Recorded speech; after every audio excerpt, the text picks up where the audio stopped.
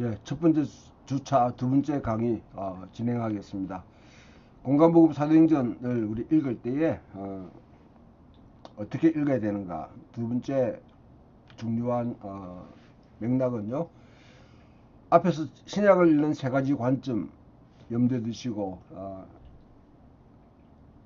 홀로코스트를 위해서 세 관점이 등장했다. 세 관점은 구약과 신약의 연결성, 그리고 심지어 유대교와 기독교 사이에, 예수님과 바울 사이에 연결성을 그렇게 강조한다는 것이고요. 두 번째로는 이 근대라는 이 사회가 도래하면서 그 메타내러티브, 내러티브로 전체로, 성경 전체를 읽어내는 그런 읽기가 필요하다는 것이고, 세 번째로는 9.11 테러 이후에 이 제국주의에 대한 하나의 이제 염두에 두고 현실을 풀어낼 필요가 있다는 것입니다. 자, 두 번째로는 이제 사도행전과 더불어서 이 공간복음이 성경의 신약의 일부로 속해 있는데, 좀 더 넓게 보면 신약은 무엇인가, 좀 더 넓게 성경은 무엇인가 하는 것을 우리가 한번 생각해 볼 필요가 있습니다.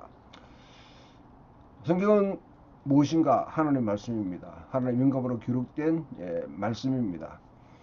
그러나 이렇게 하면 정답이지만은, 그러나 그것이 우리에게 다가오는 여러 가지 그 감도 자체가 그렇게 아주 강하지 않습니다. 우리 현재 삶과 관계될 때에 뭔가 추상적이고 떨어지는 것 같은 그런 느낌을 줄 수 있는데, 이런 단순한 교리적인 답변을 넘어서 왜 성경이 우리에게 주어졌는가,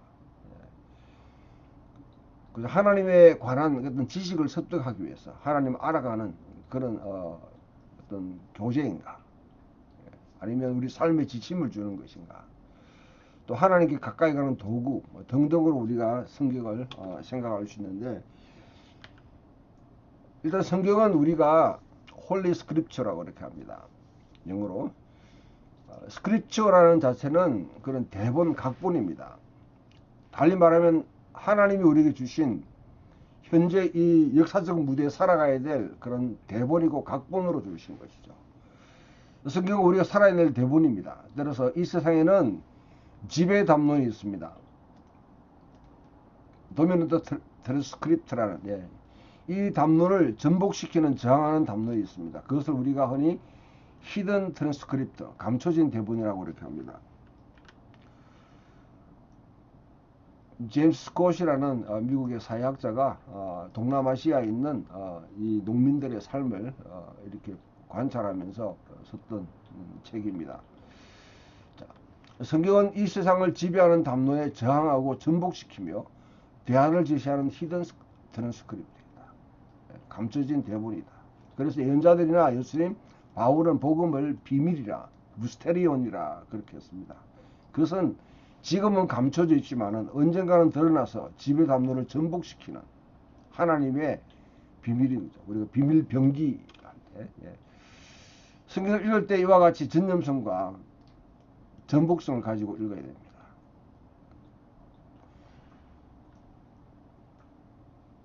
성경이 제국이라는 그런 그 틀 속에서 창세기부터 계시록까지 그 무대 속에 서 있었다 하는 것을 여러분들이 함께 배웠다고 그러면, 단순히 거기에 순응하거나 융합되는 그런 삶, 세상에 잘 맞춰가는 삶이 아닌, 그 세상이 잘못됐다고 하면 그것을 뒤집고 기사시와 같이 누룩과 같이 그 세상을 전복시키고 변화시키는 그런 전념성이 있어야 되는 것이죠.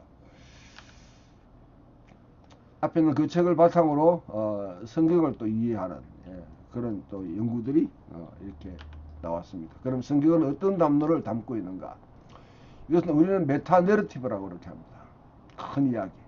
앞에도 말씀드렸는데, 성경은 창세기부터 계시록까지 하나의 큰 내러티브입니다. 이 내러티브는 하나님의 큰 드라마를 구성하고 있는 각본입니다. 그냥 공연을 위한 각본이 아니라 실제로 살아내야 될 각본으로 주어졌습니다. 그 무대의 주인공은 하나님이십니다. 그 무대는 창조 세계입니다. 하나님이 창조한 세계. 항상 성경을 염두에 둘 때 우리 영혼에만 국한시키지 말고 인간 전체, 혈육을 가진 인간, 또 인간들이 구성 사회, 이들 살고 있는 세계, 창조 세계에 대한 염두를 두고 성경을 읽어야 됩니다. 이 드라마에 등장하는 인물들은 캐스팅되었습니다. 주연으로 배역이 맡아지는 것이죠. 아담, 아브라함, 모세, 이스라엘, 다윗, 예언자들, 그리고 예수님, 바울, 초대 그리스도인 다, 그리고 지금 현대를 살아가고 우리들도 이 하나님의 이 장대한 드라마에 우리가 캐스팅됐다. 그게 바로 소명이라고 하고 그것을 풀어내는 것이 사명이라고 그렇게 말할 수 있습니다. 크리스토퍼 라이트라는 유명한 성경학자가 창조 세계 회복을 위한 자그마한 하나님의 계획에 동참하라, 아주 중요한 책을 썼고 아주 멋있는 책인데요. 이런 것을 반영하고 있는 것이죠. 성경 드라마는 어떻게 구성되어 있는가? 첫 번째 창조, 타락, 제3막 이스라엘, 4막 예수, 5막 교회, 이렇게 볼 수 있습니다. 우리가 스스로 이 예수님 이후에 맡긴 결말이 있는, 사실 여기 6막이라고 이제 결말을 갖다 볼 수 있는데 결말이 있는 이야기를 진행하면서 우리는 여기에 부름받았다는 것이죠. 성경은 드라마다. 지금 우리 자리에서 생동하는 성경 이야기, 단지 그냥 암기하고 이해하고 지식을 습득하고 하는 그런 성경이 아닌 우리 삶이 움직이도록 만드는 하나의 대본으로 이해를 하는 것입니다. 자, 이 드라마를 좀 더 깊이 보면 첫 번째 창조, 하나님이 세상을 창조하셨습니다. 에덴 동산을 창조식의 성전으로 아담을 왕같은 제상으로 삼으셨습니다. 하나님의 형상을 반영하는. 하지만 인간은 하나님을 배반하고 창조세계의 안식구조를 파괴했습니다. 바벨탑을 쌓고 창조 하나님에 대한 대적하는 자도로 자신을 내세웠습니다. 하나님은 인류의 언어를 혼동케 하시고 그들을 흩어버렸습니다. 이 창조가 가지고 있는 하나의 결말인 것이죠. 바벨탑에 대한 창세기 11장이 끝나고 난 뒤에 그 다음에 아브라함이 등장합니다. 하나님 아브라함을 선택하시고 아브라함을 통해 이스라엘을 만드십니다. 아브라함은 아담의 문제, 바벨탑의 문제에 대한 해결책으로 아브라함이 선택됐다는 것입니다. 그래서 여기에 창조와 언약은 항상 함께 봐야 됩니다. 언약이라는 것은 창조 세계에 대한 대안입니다. 회복을 하기 위해서. 대책입니다. 대책. 창조와 언약은 같이 맞물려 있는 것이죠. 아브라함을 통해서 이스라엘을 창출하였습니다. 창조하셨습니다. 노예 생활하던 애굽에서 탈출시켰습니다. 그래서 우리를 출애굽이라 그렇게 합니다. 그들에게 토라와 성막과 땅을 줬습니다. 바벨탑을 쌓는 인류의 대안으로 창조세계를 돌보는 제상나라로 그들을 삼으셨습니다. 출애굽기 17장에 이와 같이 장대한 드라마로 왜 너희들을 구원해내느냐 할 때 왕같은 제상 나라로 삼으셨습니다. 신명기 28장 30절 해서 약속과 경고를 주었습니다. 너희가 신명기 28장 30절 굉장히 중요합니다. 토라를 지키고 야훼 하나님을 경외하는 삶을 살면 복을 주시고 번성하게 하겠다고 약속하셨습니다. 하지만 토라를 준수하지 않고 하나님을 경외하지 않으면 징벌하겠다고 경고하셨습니다. 외국에 침략받고 결국에는 이국의 땅으로 옮겨져서 유배생활을 하게 되겠다고 그렇게 경고하셨습니다. 이스라엘 백성이 가나안 땅을 정복하고 사사기 시대, 왕정 시대 거치면서 민족으로서 나라로서 기반을 닦았습니다. 이스라엘은 주변 사회에 야훼의 도를 전하고 하나님의 백성으로 영향을 미치도록 부름을 받았는데 이스라엘이 결국은 자신의 소명을 망각해버린 거죠. 주변 사회에 동화되었습니다. 가장 치명적인 잘못은 페니키아의 이 바알 신앙을 숭배를 받아들였습니다. 바알 숭배는 하나님의 창조, 하나님의 주권을 부인하고 땅을 상품으로 삼는 경제를 촉진시킵니다. 바알 숭배가 번성한 곳마다 희년 사회, 하나님의 창조 세계의 전망 자체가 무너지기 시작합니다. 땅은 하나님의 것이다. 땅을 하나님 주신 유업으로, 기업으로 이기지 않고 매매할 수 있는 상품으로 만들어 버렸습니다. 아합과 이세벨, 아달랴, 요람으로 통해서 남북조가 동일하게 바알 숭배와 페니키아의 경제법을 받아들이고 그 결과는 희년 경제가 붕괴되고 우상 숭배는 항상 경제와 연결되었습니다. 하나님의 징계를 받게 되었습니다. 이스라엘은 아시라에 의해서 남쪽 유다는 바벨론에서 멸망을 당하고 멸망당한 하나님의 백성들은 이리저리 뿔뿔이 흩어졌습니다. 우리 그걸 디아스포라라 그렇게 합니다. 이스라엘도 바벨탑 저주를 운명으로 받아들이고 살아야 했습니다. 그래서 이 유배라는 것은 죽음과 같이 연결됩니다. 하나님으로부터 하나님이 주신 생명의 땅으로부터 쫓겨난 것.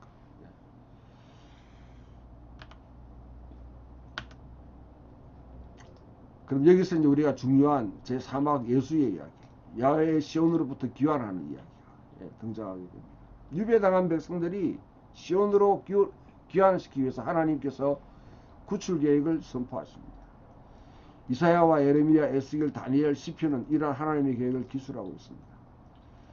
야훼께서 시온으로 귀환하신다. 새로운 성결이 세워진다. 셰키나가 다시 돌아온다. 흩어진 12지파가 시온으로 돌아온다. 이방인이 그들을 따라서 회복되는 이스라엘을 따라서 시온으로 순례할 것이다. 종말로 움직이는 순례를 할 것이다. 하나님은 애국 통치자들을 심판하시고 하나님 백성 억압했던 하나님의 통치를 확립하십니다. 그 땅에 정의와 공의, 자비와 샬롬이 시행되게 됩니다. 그리고 경제가 변성하게 될 것이다. 그렇게 약속하셨습니다. 하나님은 시온으로 귀환하겠다고 그렇게 예언자들을 통해서 약속하셨습니다. 이사야 40장 50장이 그것을 가장 깊이 이야기하고 있는데요. 시편의 많은 시들은 이 약속을 예언하고 이 약속이 근거해서 단원 기도하고 있습니다. 그러면 야훼가 시온으로 귀환하면 어떤 일이 나는가 좀 더 구체적으로 살펴보겠습니다. 첫 번째, 야훼가 진정으로 정당한 왕이 됐습니다. 이 땅의 정당한 왕. 하나님이 하나님 백성에게 준 그 약속의 땅에 본래 하나님이 이 세상의 왕이시지만은 사탄이 이것을 찬탈했는 것이죠. 사탄은 정당하지 않는 통치를 하고 있는 것입니다. 야훼가 시온으로 귀환하게 되면 시온에 하나님이 진정하고 정당한 왕으로 됐습니다. 이때까지 이스라엘 다스렸던 거짓 목자들과 이방 통치자들은 심판을 받게 되고 의와 평강으로 다스리는 진정한 왕이 이스라엘을 통치하게 된다. 두 번째, 셰키나 하나님 영광을 상징하는데 시온으로 돌아옵니다. 성막에 머물렀던 셰키나가 이제 사라졌는데 시온으로 귀환합니다. 그리스도인들은 셰키나의 귀환을 다양하게 이해하게 됩니다. 임마누엘의 귀환, 성령의 내주하심, 성례전에서 주의 임재 등등으로 우리가 이해할 수 있습니다. 세 번째, 에스겔 40장, 48장에 예언했던 진정한 성전이 건축됩니다. 성막과 예루살렘 성전은 진정한 성전을 가리는 그림자, 예표입니다. 성전은 하늘과 땅이 맞닿는 곳입니다. 성전의 회복은 에덴 동산의 회복을 의미합니다. 창조 세계에 준 하나님의 성전. 그리스도인들은 예수님이 진정한 성전이시고 예수의 영이 자신들에게 자신의 공동체 진정으로 그렇게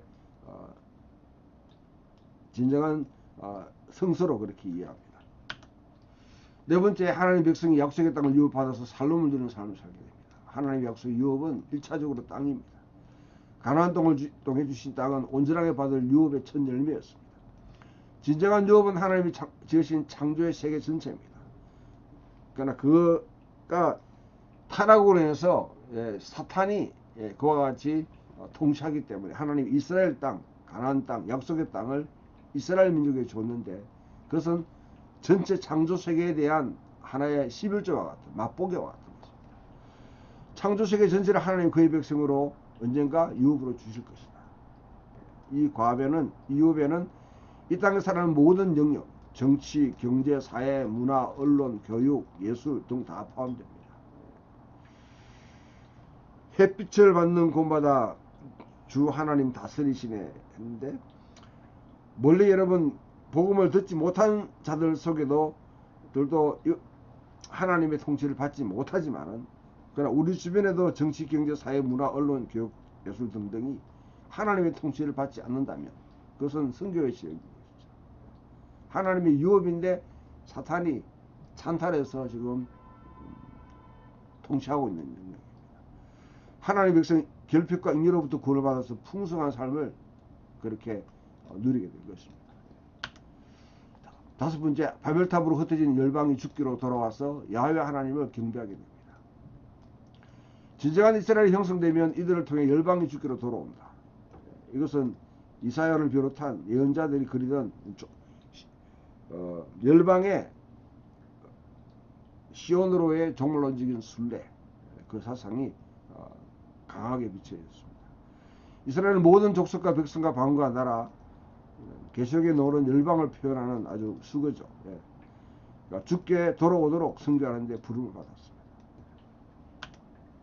그리고 여섯 번째, 새로운 창조가 개시될 것입니다.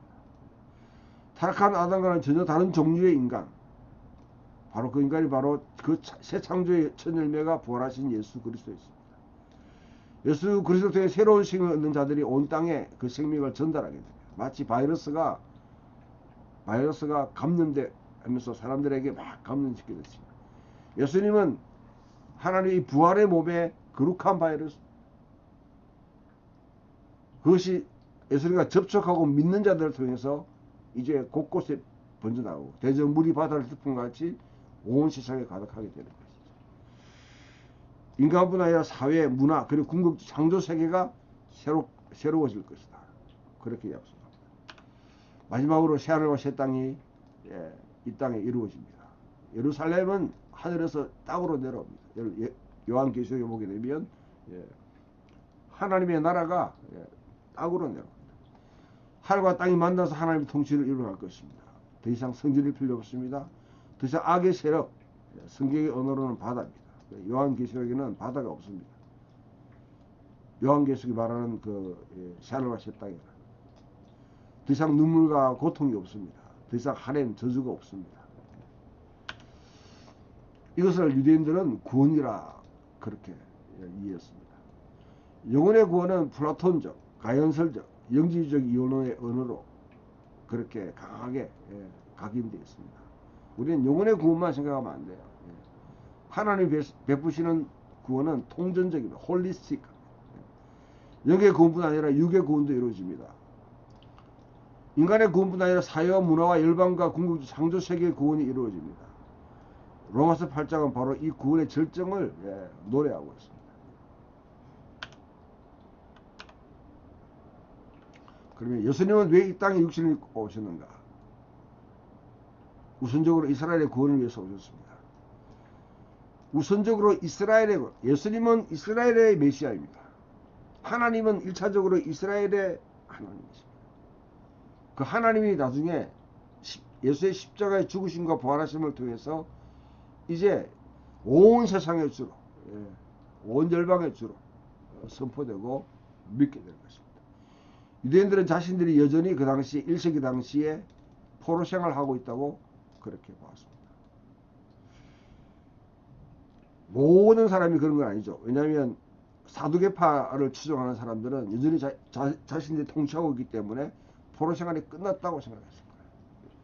그러나 바리새파의 그 통치에 반대하는 사람들은, 그에 동의하지 않는 사람들은 여전히 우리는 노예 중에 있다고 수많은 물은에 그렇게 나타나 있습니다. 느헤미야 시대 때부터 예수님이 활동하는 당시까지 느헤미야는 포로기에 돌아왔지만 여전히 우리가 종되었습니다. 우리가 여전히 노예 생활하고 있습니다. 하고 그렇게 고백해요. 9장에서도 그렇고. 유대인들은 자신들이 포로 중에 있다고 얘기했습니다. 야훼와 섞이라는 시온으로 귀환하지 않았다고 하는 것이죠. 서르바벨이 지었던 성전은 에스겔 비전에 비하면 초락이 짝이 없었습니다. 그래서 이제 헤롯이 이 틈을 타서 자기가 성전을 개조하는 것이죠. 자신은 여전히 사악한 내국인의 통치 아래에 놓여 있습니다. 포로기에 돌아왔지만 페르시아가 멸망하고 헬라 제국의 통치받고 그리고 로마의 통치받고 있습니다. 이스라엘 대부분 여전히 흩어진 상태로 이스라엘 자체가 지금 흩어져 돌아오지 않습니다. 귀환한 이스라엘은 아주 소수에 불과합니다. 여전히 많은 사람들이 바벨론에 남아있었고 바벨론뿐 아니라 세계 곳곳에 흩어졌습니다. 열방이 시온으로 선물을 들고 순례하는 모습은 일어나지 않았습니다. 유대 백성은 여전히 빈곤과 억압 속에 살고 있었습니다. 예수님은 이 유배 생활을 종식시키기 위해서 오셨다. 예수님의 1차적인 목표는 이방인 통제를 물리치는 데 있지 않았습니다. 이스라엘 내에 민주적인 정부를 세우는 데 있지 않았습니다. 경제를 부흥시키 빈곤을 퇴치하고 병과 악한 귀신을 쫓아내는 데 있지 않았습니다. 백성들의 고귀한 삶을 영위하도록 가르치는 데도 있지 않았습니다. 단지 예수의 추종자 집단들을 형성해서 다른 종파나 종교와 세력과 대결을 펼치는 데도 있지 않았습니다. 예수님은 이 유배 생활을 종식시키기 위해서 오셨는데 하나님 나라가 무엇인지 가시적으로 상징적으로 보여주고 실현하는 데 궁극적인 목적을 두고 있었습니다. 하나님 나라가 이 땅에 실현되기 위해서는 반드시 1차적으로 해야 될 일이 있습니다. 그는 근본적인 문제를 해결하지 않으면 부차적인 문제를 해결한다고 해도 해결되지 않는 것이죠. 문제의 근원 바로 인간입니다. 창조세계의 문제는 가장 문제는 인간입니다. 인간. 그래서 예수님은 인간의 문제, 창조세계 속에 가장 근원이 되는 이 사탄의 통치, 그것을 십자가에 죽으시고 부활하심으로 그것을 겪었습니다. 사탄의 권세를 근원적으로 패배시키고 죄와 사망의 권세로부터 인간을 노예 삼은 사탄의 권세로 인간을 노예 삼은 사탄의 권세를 결정적으로 꺾어버렸습니다. 이 일이 십자가 부활을 통해서 일어났습니다. 십자가는 새로운 출애굽 사건이고 부활은 새로운 창조의 시작입니다. 예수는 이 새로운 출애굽과 새로운 창조에 그의 추종자를 부르시고 그들에게 하늘과 땅에 있는 모든 권세로 위임하십니다. 그래서 하나님 나라가 본격적으로 십자가에 죽으시고 부활하사 하나님 보좌편에 자정하신 예수 그리스도를 통해서 그렇게 본격 가동되기 시작합니다. 예수님은 야훼가 시온으로 귀환하는 길을 예비하셨다. 이렇게 볼 수 있는 거죠. 예수님이 친히 야훼의 대리인으로서 이스라엘의 유배 생활을 종식시키고 묵시적으로 결정적인 사건이 십자가 일어났습니다. 새로운 출애굽이 일어났습니다. 부활의 새로운 창조가 일어났습니다. 하나님 보좌편에 자정하셔서 성령을 교회에게 부어주심으로 하나님 나라가 본격적으로 가동되었습니다. 이제 하나님은 이스라엘의 한 부족의 하나님이 아니라 온 세상을 지으신 창조의 하나님으로 온 세상의 주로서 등극하셨습니다. 오막 바울과 교회의 이야기. 바울은 이 하나님 나라 복음을 열방에 전했습니다. 복음은 1차적으로 성경에 나오는 복음은 하나님 나라의 복음입니다. 이사야 40장에서 55장에 말하는 그 복음입니다. 이스라엘 이야기가 창조주의 하나님의 진정한 이야기가 됩니다. 그래서 이 이야기를 바울은 열방에 선포하면서 각 민족과 나라와 부족들이 붙들고 있는 그들의 토대 신화에 도전하고 그것을 정복시킵니다. 이 일에 교회는 부름받고 소환받고 징집되었습니다. 그래서 안식을 가져오는 복음이 온 땅에 전할 때 주는 이 땅에 왕림하실 것입니다. 그리고 새하늘과 새 땅이 완성될 것입니다. 자, 이 관점 속에 이 여러분 드라마 속에서 성경이 지금 우리가 공부하고자 하는 공간복음과 사도행전이 어떤 위치에 있는지 그것은 우리 사막과 예수님의 삶을 묘사하고 있는 이 사막에 해당하는 것이죠. 예수님의 이야기는 야훼가 시온으로 귀환하는 이야기입니다.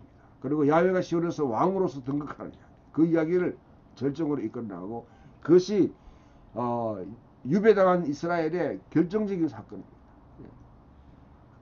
그 사건을 위해서 1차적으로 이스라엘의 메시아로서 십자가에 죽으시고 부활하시다. 그로서 온 세상에 하늘에 있는 것과 땅에 있는 것 모든 열방 모든 입 복종할 수 있도록 이 세상의 주로서 등극하신 것이죠. 그리고 사도행전은 이 오막에 해당합니다. 바울과 교회 이야기를 이야기하고 있습니다. 자, 여기 중요한 건 여러분 이야기로 된 신학. 우리의 이 공간복음이나 사도행전은 이 이야기로 된 신학으로 읽어야 된다. 파편화시켜 가지고 그냥 단지 이게 진짜냐 아니냐 하는 그 계몽주의의 시각으로 보는 것이 아니라, 아니면 그냥 근본주의와 같이 문자 그대로 보면서 그것을 읽고 암송하는 것으로 만족하고 그것을 가지고 있다는 것으로 만족하는 것이 아니라, 이것이 우리의 삶으로 고백돼야 돼요. 그래서 신약은 우리가 고백해야 될 믿음이 무엇인지 드러냅니다. 우리가 고백해야 될 믿음을 신약은 어떻게 지금 진술하고 있는가, 신약은 어떻게 살아야 될지에 대한 명확하고 확고한 가르침을 가르치고 있습니다. 제공하고 있습니다. 신약 성경이 제공하는 진리가 항상 심오하게 인격적인 사실을 조금도 모호하게 해서는 안 됩니다. 참으로 하나님의 진리가 성육신되고 그 목적이 성취되는 분은 한 인격이 있으며 예수 그리스도, 이스라엘 메시아이자 세상의 주가 되신 예수 그리스도시다. 성경신은 단지 논리적인 순서로 나열되는 일련의 명제들이 아닙니다. 하나님의 진리는 이야기입니다. 진정한 진리는 이야기로 읊어갑니다. 그 이야기는 이스라엘의 메시아이신 예수 그리스도 안에서 절정을 이루고 최종적인 새로운 창조에서 궁극적인 해결책, 성경 이야기는 결말을 알고 있는 이야기죠. 절정과 결말 사이에 우리가 부름받아, 교회가 부름받아. 우리가 그 이야기를 모르고 신약자들이 어떻게 그 이야기를 반복하고 읽고 다시 말하는지를 우리가 알지 못한다면 초대 그리스도인이 말하기를 원했던 것을 결코 파악할 수 없다. 이 큰 이야기 가운데 우리가 지금 읽는 공간복음이나 그 다음에 사도행전을 봐야 되는 것이죠. 신약의 저자들이 마태마가 누가가 어떻게 이와 같이 하나님의 이야기, 이 구약의 이 이야기들을 읽고 있는가, 각기 읽으면서 각기 자기 나름대로 예수님의 누구인지를 표현하고 또 교회가 어떤 지금 위치에 있는지를 말하고 있습니다. 신약에는 구약을 많이 사용되어 있습니다. 굉장히 중요한 겁니다. 이걸 잊어서는 안 됩니다. 구약을 왜 신약자들이 사용하는가? 인용과 인유, 또한 여러 반영이라는 말이 있는데요. 반영, 에코, 반영, 메아리 치는 것이죠. 무작위로 증거 본문을 찾기 위해서 자기의 논리를 증거 마치 푼도수 달듯이 그러기 위해서 시도했던 결과가 아닙니다. 마치 경직하게 이거야 이렇게 가르치듯이 이렇게 말했잖아 하듯이, 아니면 지나치게 공을 들여서 우리에게 뜻이 통하기 힘들게 그렇게 느껴질 수도 있지만은, 그러나 그 구약을 가져오는 이유는 대부분의 초기 그리스도인들은 창조, 이스라엘 유배 생활, 그리고 새로운 출애굽에 대한 소망의 이야기들을 지금 예수와 그리스도의 복음의 이야기에 맞춰서 조율시켜 놓고 있는 것이죠. 재해석하고 있는. 신약은 결국 예수 그리스도 십자가 죽으심과 부활하심을 비추어서 구약을 다 재진술하고 있습니다. 재진술하고 있습니다. 그러므로 그 시대에 하나님 백성이 어떻게 살아야 될지 그렇게 제시하고 있는 글입니다. 예를 들어 보면 로마 4장과 갈라디 3장에 바울이 아브라함을 자리매김 하는 위치가 어딘가 무엇인가 그것을 한번 살펴볼 필요가 있습니다.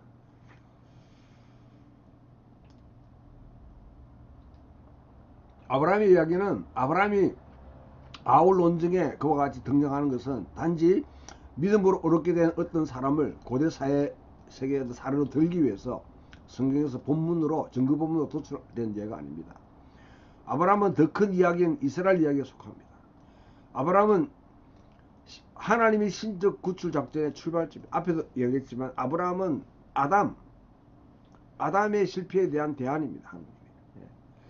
메시아는 극적이고 예상치 못한 결말을 가져온 것입니다. 믿는 공동체는 성령의 인도함을 받아서 그 이야기를 실행해야 될 책임을 지고 있는 온 세계적인 그런 백성이 됩니다.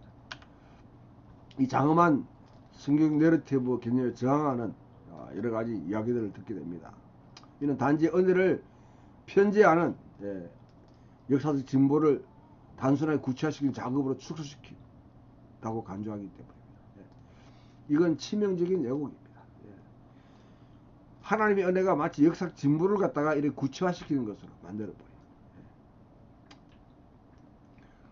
특히 이 근대에 찌들은 사람들이 이와 같이 보는 것이죠. 행위에 저항한다, 또 역사에 반대한다, 이 종교 개혁적인 요소들이 해결이나 아니면 유사 진보 구두에 저항하는 20세기 요소가 딱 결합될 때 아주 치명적인 그런 왜곡이 일어나는 것이죠. 바울과 베드로, 요한과 같이 제2성전 시대 유대인들과 심지어 이방인이었던 누가도 속했던 사상세계, 성경의 내러티브 세계입니다.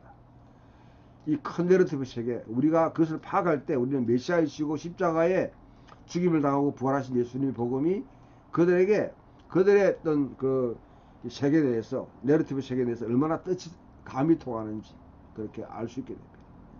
내러티브를 알아야지 구체적인 어떤 건 본문이나 등장인물이나 사건들이 의미가 규명된다 하는 것을 항상 염두에 둬요. 아담과 아브라함과 이스라엘 등은 이를 성서자들이 인용할 때 무작위 증거 본문으로 호소하려고 시도한 것이 아닙니다. 그들은 오히려 아브라함 이야기, 아담 이야기 전체가 들어오는 거예요. 단일한 하나님의 선형 이야기, 그것을 기본 틀로 잡고 있다.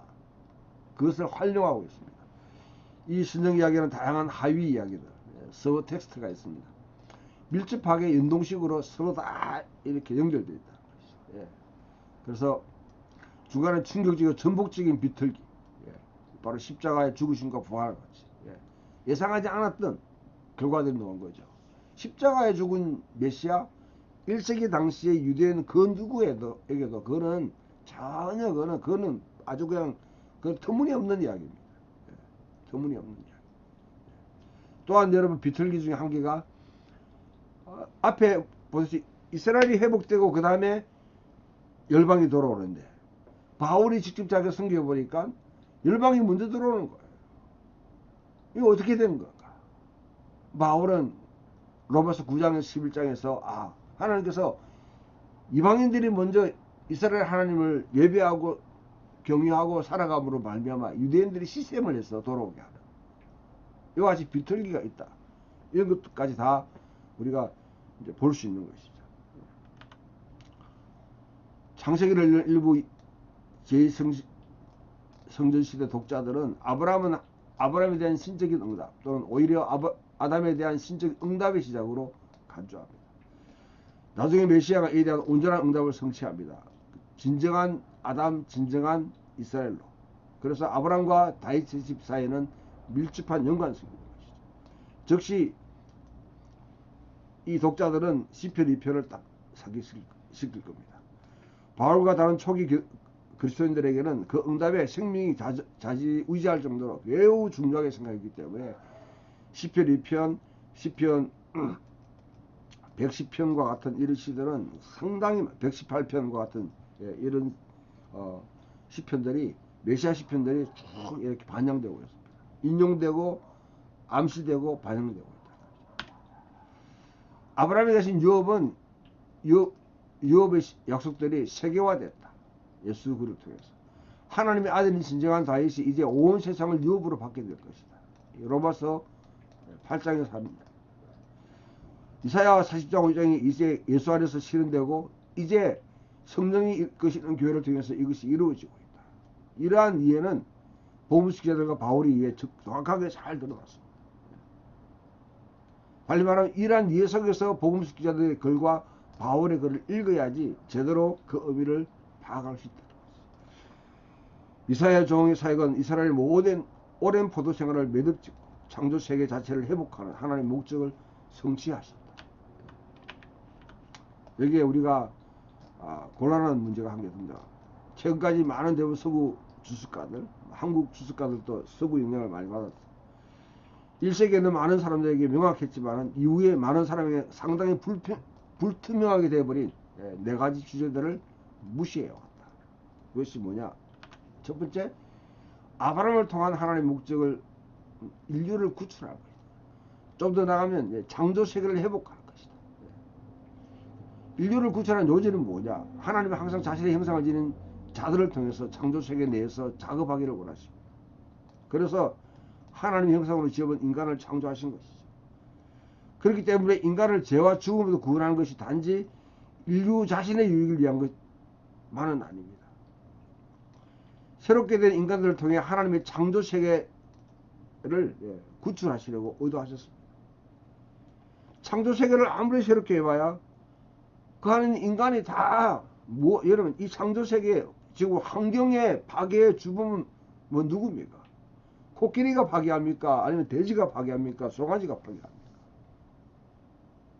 환경 파괴의 주범은 인간이 인간. 하나님이 지으신 창조 세계를 엉망으로 만들어.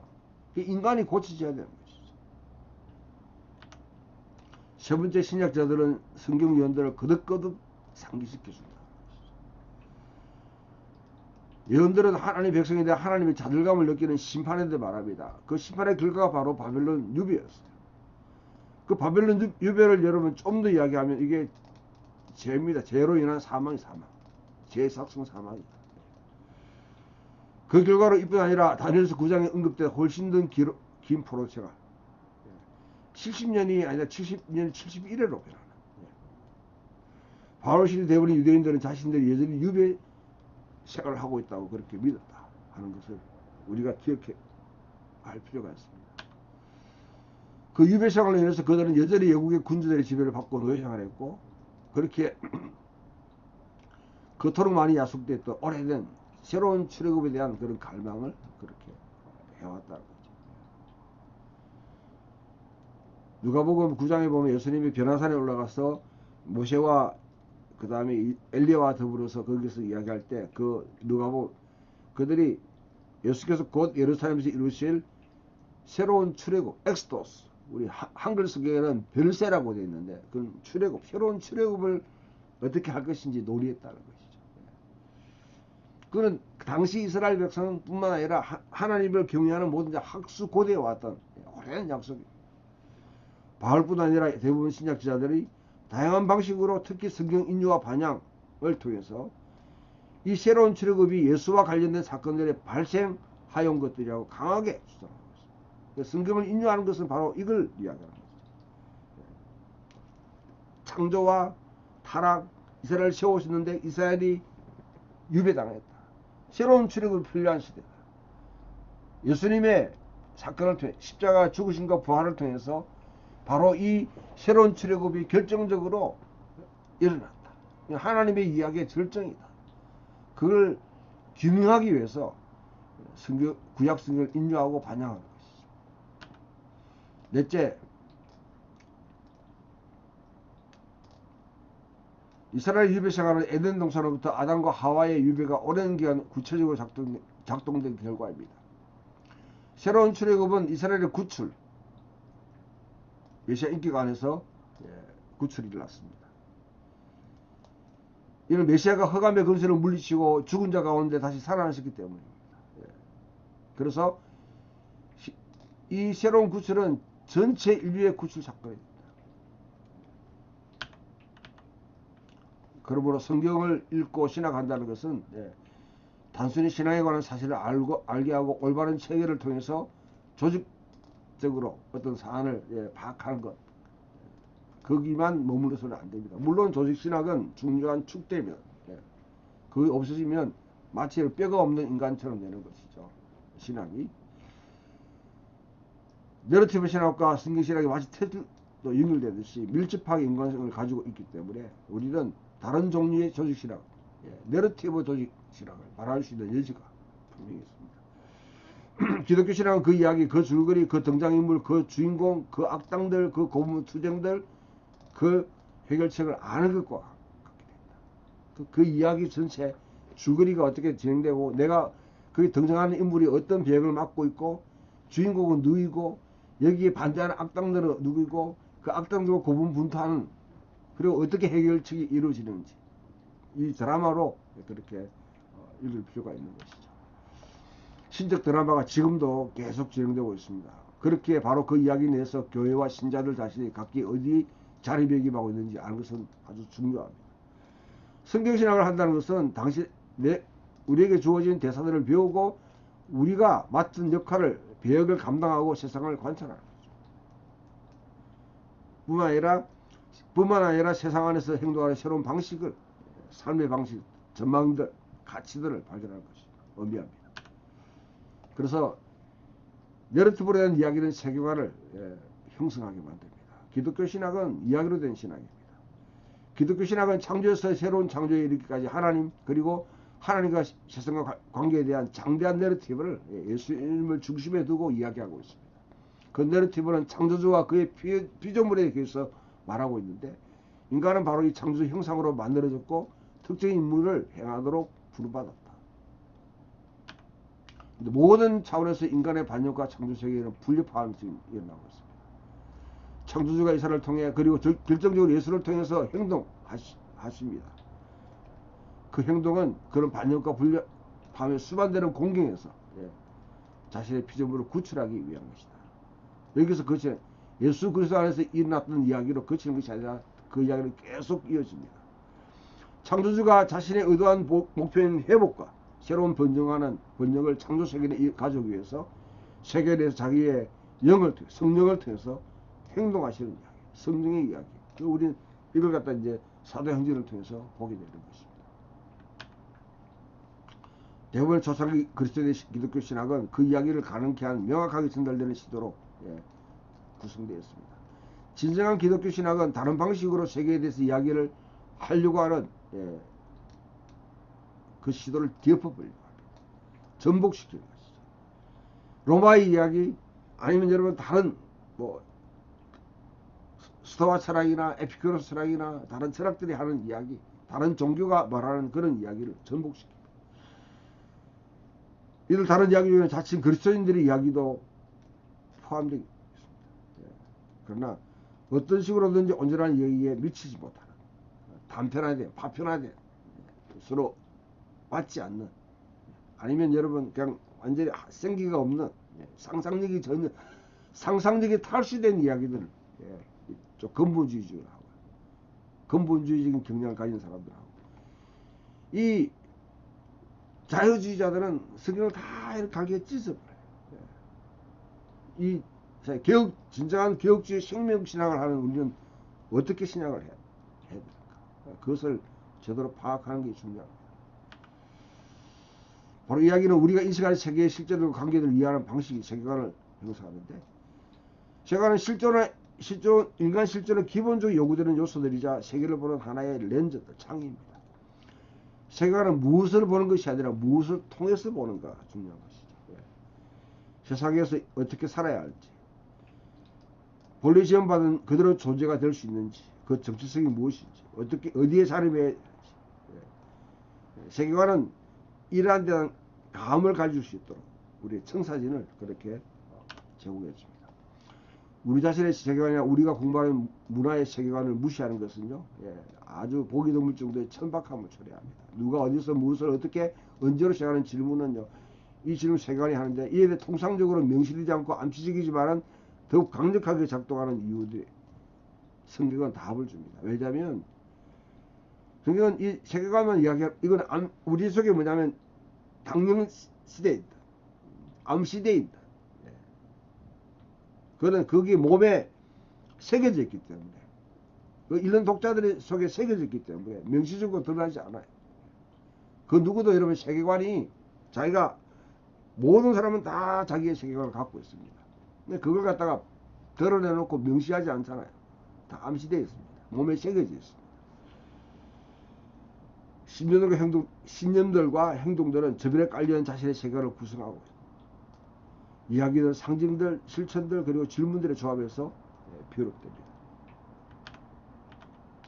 기독교 신학 하나의 세계관을 구성하는 5가지 기본 질문에 답을 합니다. 우리는 누구인가? 우리 창조의 형상을 지원받은 인간이다.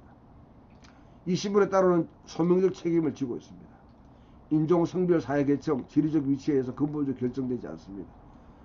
우리는 결정론적 게임에 참여하는 자들이 아닙니다. 그들의 힘에 의해서 자지우지되는 놀이감이 아니다. 우리는 조작되고 조종될 수 있는 존재가 아니다. 하나님의 형상을 담고 있는 고귀한 존재다. 이거는 창조주 세계에 대한 책임을 지고 있다. 우리 어디에 있는가? 우리는 일시적이지만 선하고 아름다운 세상, 우리가 그분의 형상대로 창조된 창조세계 내에 있다. 창조세계 내에 있는 존재로 우리를 생각해요. 그러므로 영지주제와 같이 이질적이고 적대적인 세계에 있지 않습니다. 범신론주제와 같이 신적 존재에 관해서는 무조건 충성을 바쳐야 하는, 마치 나무나 돌이나 뭐 다른 것들이 신적인 존재의 것을 여기는 그런 우주에 살고 있지 않습니다. 고대와 현대의 모든 에피큐로스와 이 근대성입니다. 무작위하고 궁극적으로 무의미한 우주에 있는 것도 아닙니다. 무엇이 잘못되었는가? 인류는 창조에게 반역했습니다. 이 반역은 창조주와 피조물 사이에 우주적 혼란이 있음을 반영하고 있습니다. 결과적으로 세계는 창조된 의도와 조율되지 않고 벗어나 있습니다. 기독교 세계는 악을 창조하는 본성 또는 육체성과 결부시키는 어떤 종류의 이혼론도 배격합니다. 영과 몸, 요소지만 그걸 분리시켜서는 안 돼요. 그럼 이혼론이 됩니다. 영이 기원한 것과 육이 기원한 것이 다르다. 보는 것은 창조주 하나님의 그것을 부인하는 것이죠. 기독교 세계 또한 어떤 종류의 이론론도 배척합니다. 이 일원론적 세계관은 인간들이 자신이 살고 있는 환경과 충분하게 조화를 이루는 것이 아니라 단지 인간들이 정한 조건으로 악을 분석합니다. 기독교 세계관의 악에 대한 분석은 훨씬 더 미묘하고 지대한 영향을 미칩니다. 그래서 기독교 세계관은 모든 종류의 반쪽짜리 진리를 통째로 거부합니다. 반쪽짜리 진리를 전체적인 진리로 격상시키는 막시즘이나 프로이드의 준석과 같은 이런 종류의 세계관은 기껏해야 부분적인 분석일 뿐이다. 그런데 그랬던 세상은 어떻게 바로잡아야 되는가?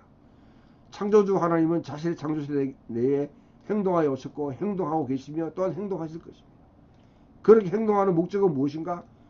한편으로 인간의 반역으로 인해 설정되어 있는 악을 악이 차지하는 비중을 아주 비중 있게 다루기 위한 것입니다.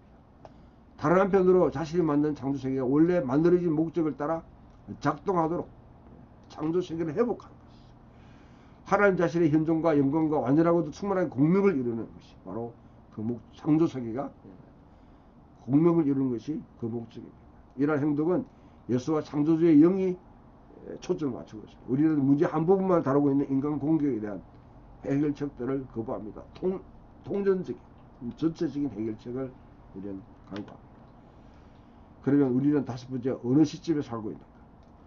고대 이스라엘부터 제2성전 유대인들 초대 그리스도에 이르기까지 우리는 그 이야기 안에서 성경에 말하는 그 이야기 어느 지점에 있는지에 대한 감각을 가지고 있었습니다. 감각. 기독교적인 관점을 볼 때 우리는 이미 성취된 때에, 예수 그리스도의 성취된 때에 안에 살고 있습니다. 그러나 아직 이루어지지 않는 임의와 아직 아님 사이에 이 긴장 속에 살고 있습니다. 이 시기는 예수의 사역으로 말미암아 하나님의 나라가 하늘에서와 같이 땅에서도 결정적으로 임하여 계시되어 왔습니다. 사망 자체를 비롯한 만물이 아직까지는 그의 통치에 복종하지 않는 세계에 살고 있기에 우리는 바로 이 시기가 하나님의 우주적 드라마의 5번째 막 창조와 더불어서 시작돼서 인간의 반역으로 계속 이어지고 아브라함과 그의 가족의 부름을 보았고 궁극적인 열매가 예수님 안에서 맺히는 것을 우리 성경을 통해서 볼 수 있습니다. 이제 성경이 이끄시는 교회는 진정하게 인간적인 삶을 살도록 진정한 인간, 진정한 이스라엘로 살도록 부름받았습니다. 진정한 인간의 삶은 다가올 시대의 삶을 우리가 현재에 살아갈 수 있도록 기대하게 합니다. 이것은 바로 예수님의 십자가의 죽으심과 부활을 통해서 이미 시작되었고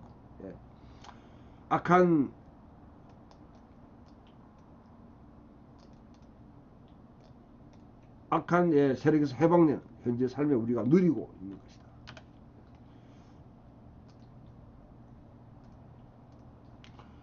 그래서 특정한 세계 내의 존재 방식, 바로 그리스도는 하나님의 지신 창조 세계 내에 우리 자리 잡고 있다. 그러면 인간의 근본적인 문제는 인간이 회복되면 창조세계, 하나님의 창조, 모든 창조세계가 다 회복될 것이다.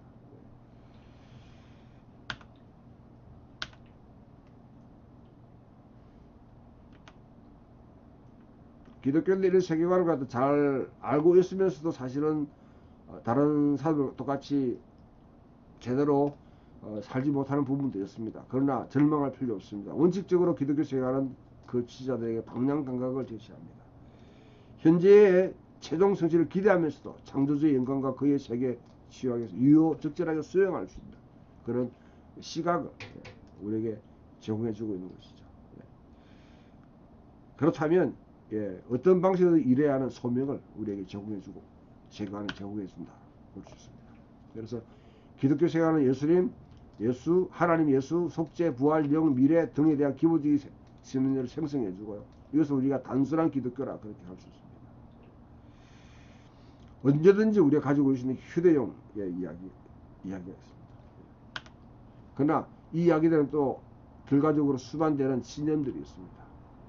여러 우리 환경에 따라서 우리가 살아가고 있는 다양한 환경 가운데 부각되고 있는 문제들, 그것을 탐색해 나가서 우리가 그 문제에 우리가 어떻게 대응하고 살고 하나님의 고치시는 작업에 참여하는가, 그게 바로 우리들이 소명받은 자리이고 사명을 펼쳐가야 될 과제들인 것이죠. 그래서 우리가 가장 긴급한 과제는 무엇이 기본이고 결과적으로 수반되는 것이 무엇인지를 분별해서 파악하는 것입니다. 2세기, 3세기, 4세기, 5세기 기독교인들은 이런 것들을 성경을 반영하고 읽고 또 집어내면서 그 작업을 해왔습니다. 오늘날 그리스도인이 된다는 것은 이러한 신념들에 대한 더욱더 깊은 헌신과 위탁 더불어서 끊임없이 변하는 상황과 아이디어에 이들 신념들을 신선하게 적용해서 하나님의 백성으로 하나님 나라를 세워가는 그 일에 우리 부름받았다 하는 것을 인식하는 것입니다. 오늘 읽었던 이 여러분 내용을 여러분이 참조하시고 비록 좀 간략하게 했지만 굉장히 중요합니다. 제가 여러분이 이 강의도 좀 반복해 듣고 블로그도 올려드릴 테니까 그것을 좀 읽으면서 여러분 속에 새겨질 수 있도록, 여러분들이 보지 않더라도 읊을 수 있도록 그렇게 파악되면 공간복음이나 사도행전을 읽어 나가는 것이 훨씬 더 다른 의미로 다른 각도 속에서 그렇게 볼 수 있는 그런 중요한 지침이 될 것입니다. 감사합니다. 수고하셨습니다.